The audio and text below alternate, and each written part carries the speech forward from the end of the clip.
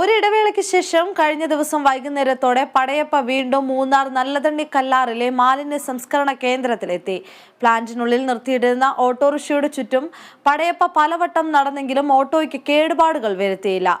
പച്ചക്കറി മാലിന്യങ്ങൾ കഴിച്ച ശേഷം തിരികെ കാട്ടിലേക്ക് മടങ്ങുകയും ചെയ്തു.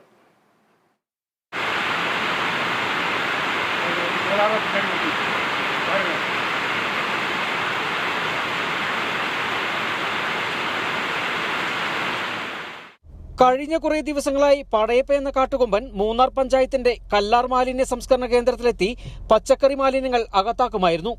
പകൽ സമയങ്ങളിൽ ഏതു സമയത്തും സ്ഥലത്ത് പ്രത്യക്ഷപ്പെടുന്ന പടയപ്പയെ കാരണം തൊഴിലാളികൾ ഇവിടെ വളരെ ഭീതിയോടെയാണ് ജോലിയെടുത്തിരുന്നത്. എന്നാൽ ഇവിടെ എത്തുന്ന പടയപ്പ ആർക്കും ശല്യമുണ്ടാക്കാതെ വയറ് നിറച്ച് പച്ചക്കറി അവശിഷ്ടങ്ങൾ കഴിച്ച ശേഷം കാട് കയറുക പതിവായിരുന്നു. കുറേ ദിവസങ്ങൾ പടയപ്പ എന്ന കാട്ടുകൊമ്പനെ ഈ മേഖലയിൽ കാണുവാനില്ലായിരുന്നു. കഴിഞ്ഞ ദിവസം വൈകുന്നേരത്തോടെ എത്തിയ പടയപ്പ പ്ലാന്റിനുള്ളിൽ നിർത്തിയിട്ടിരുന്ന ഓട്ടോറിക്ഷയ്ക്ക് കേടുപാടുകൾ വരുത്താതെ ഓട്ടോയ്ക്ക് ചുറ്റും നടന്ന് പച്ചക്കറി മാലിന്യങ്ങൾ കഴിച്ച ശേഷമായിരുന്നു കാട് കയറ്റം. ഇപ്പോൾ ഇവിടെ സ്ഥിരം സന്ദർശകനാണ് പടയപ്പയെന്ന് പഞ്ചായത്ത് സെക്രട്ടറി KN സഹജൻ പറഞ്ഞു. മൂന്നാറിലെ ജനങ്ങളുടെ ആകെ ഇഷ്ടമൃഗമായ പടയപ്പ എന്ന കാട്ടാന കുറെ ദിവസങ്ങളായി ഇപ്പം മൂന്നാറിന്റെ മാലിന്യ സംസ്കരണ കേന്ദ്രത്തിന്റെ സമീപം വനത്തിലാണ് തമ്പടിച്ചിട്ടുള്ളത്.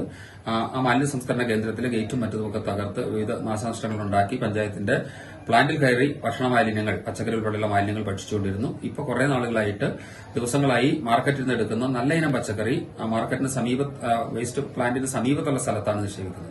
അതുകൊണ്ട് തന്നെ ഇപ്പൊ പ്ലാന്റിലേക്ക് കയറി ശല്യപ്പെടുന്നില്ല.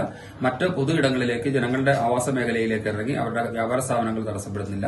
അപ്പോൾ ആ പച്ചക്കറി ഭക്ഷിച്ചിട്ട് തിരിച്ചു പോകുന്ന ഒരു സാഹചര്യമാണ് കാണുന്നത്.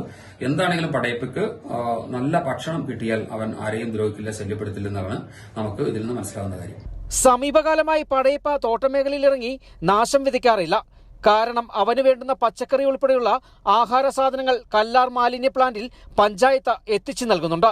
പടയപ്പ ഇനി മാലിന്യ പ്ലാന്റിലേക്ക് കയറാതിരിക്കാൻ പഞ്ചായത്ത് കവാടം സ്ഥാപിച്ചാൽ വീണ്ടും പടയപ്പ ഭക്ഷണം ലഭിക്കാതെ തോട്ടമേഖലയിൽ ഇറങ്ങുന്ന സാഹചര്യം നിലനിൽക്കും.